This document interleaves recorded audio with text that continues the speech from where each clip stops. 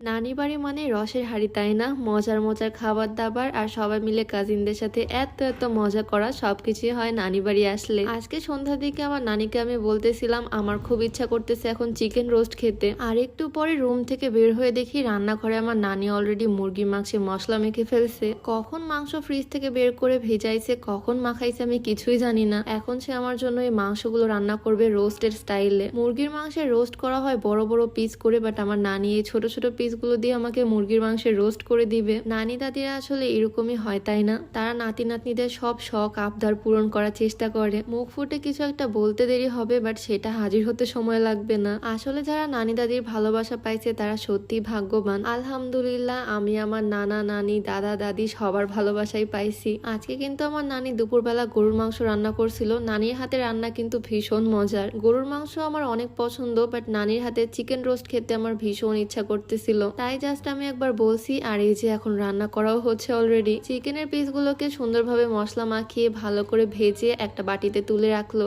আমি নানির পাশে দাঁড়ায় দাঁড়ায় নানির রান্না দেখতেছি আর নানির সাথে গল্প করতেছি আর শিখে নিলাম এই রান্নাটা কিভাবে করতে হয়। নেক্সট টাইম বাসায় গিয়ে আমি সেম ভাবে ট্রাই করব। আর গল্প করতে করতে আমি ভিডিও ক্লিপও নিয়ে রাখলাম যাতে তোমাদের সাথেও শেয়ার করতে পারি। মাঝে মাঝে তো তোমরা আমার রান্নার রেসিপি দেখো, আজকে দেখো আমার নানি কিভাবে চিকেন রোস্ট করে। প্যানের মধ্যে তেল দিয়ে পেঁয়াজ কুচি গরম মশলা সবকিছু দিয়ে দিল। এর মধ্যে দিয়ে দিচ্ছে একটু বাটা মশলা, আদা বাটা, জিরা বাটা, রসুন বাটা, মরিচ বাটা সবকিছুই দিছে। এরপর একটু পানি দিয়ে নাড়াচাড়া করতেছে। আর হ্যাঁ, এর মধ্যে একটু বাদাম বাটাও দিছে। নানির সাথে গল্প করতে করতে আমি ভিডিও ক্লিপ নিতেই ভুলে গেছি। আর তারপর আরো একটু দিয়ে দিল পানি। দেন এর মধ্যে দিয়ে দিচ্ছে গুঁড়া দুধ। ওই যে বললাম না চিকেন রোস্টের স্টাইলে আজকে রান্নাটা হবে। চিকেনের পিসগুলো ছোট ছোট হলেও এভাবে রান্না করলে রোস্টের মতোই লাগবে খেতে। আর তারপর একটু রোস্টের মশলাও দিয়ে দিল। আর এরপর ভেজে রাখা মুরগির মাংসের টুকরাগুলো দিয়ে দিল। আমার নানির হাতে রান্না কিন্তু আসলেও বেশ মজার। তোমরা হয়তো দেখে বুঝতে পারতেছো কি পরিমাণে টেস্টি হবে এটা। একটু পানি দিয়ে বারবার নেড়ে চেড়ে ঢেকে দিয়ে রান্না করে নিয়েছে এটা।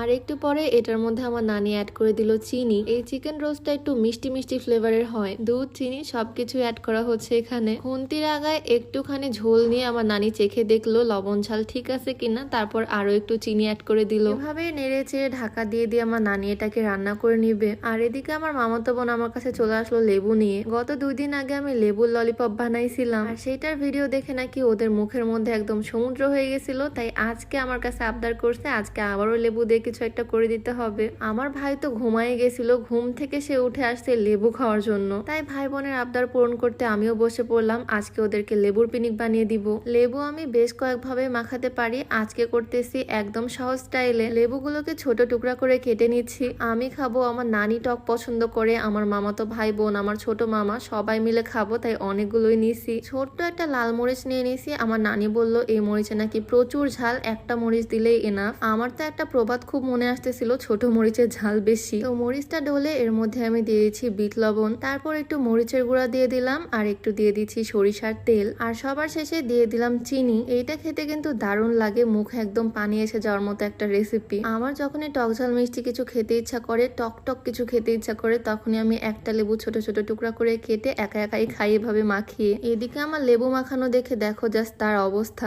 আমার ছোট মামাও এখানে এসে বসে আছে, ক্যামেরা দেখে সে লজ্জা পাচ্ছে। আর এদিকে আমার ছোট ভাই, ও তো আর লোভ সামলাতে পারতেছে না, ঘুম থেকে উঠে আসছে লেবু খাওয়ার জন্য, পুরো একটা টুকরাই মুখের ভিতরে ঢুকাই দিচ্ছে। আর আমার ছোট বোনের রিয়াকশনটা জাস্ট দেখো। এগুলা কিন্তু এইভাবেই খেতে হয়, খোসাটা ধরে ভিতরে গুলা এইভাবে চুষে চুষে খেতে হয়। লেবু খেয়ে খোসাটা ফেলে দিতে হয়, কোন রকমের টক লাগে না তাহলে। আর এভাবে লেবুর পিনিক করলে সাথে সাথেই খেতে হবে, তাহলে মজা পাবা। এভাবে যদি কেটে মাখিয়ে রেখে দাও ফ্রিজে, তাহলে কিন্তু লেবুর খোসার কারণে তিতা হয়ে যাবে। আমার মামাও এখানে খাচ্ছে, আর পিছনে আমার নানা দাঁড়ায় আসছে, সে দেখতেছে আসলে এখানে আমরা করতেছিটা কি। যাই হোক, আমরা তো মজা করে এখানে সবাই মিলে খাচ্ছি। আমাদের খাওয়া শেষ হলে আমরা এটা রুমে নিয়ে যাব সবার খাওয়ার জন্য। আমার এইটুকু পুচকি ভাইটাও যে এত পরিমাণে টক খেতে পারে, বাপরে বাপ। দেখো নো রিয়াকশনে খেয়ে যাচ্ছে সে, একদম লাস্টে তো একদম দাঁত বের করে ফেলছে। যাই হোক, আমিও তো বেশ কয়েকটা খেলাম বেশ মজা করে। আর নানি আমাকে ডাক দিল, এদিকে এসে দেখি আমাদের তরকারি একদম রেডি। আমার তো মনে হচ্ছে এটুকু আমি কাউকে দিব না, পুরা বাটি সহই আমি খেয়ে ফেলবো। রাতের ডিনার আমি সচরাচর একটু লেট করেই করি, বাট আজকে এই তরকারি দেখে আমি আর লোভ সামলাতে পারলাম না, সাথে সাথে প্লেটে করে ভাত নিয়ে চলে আসলাম।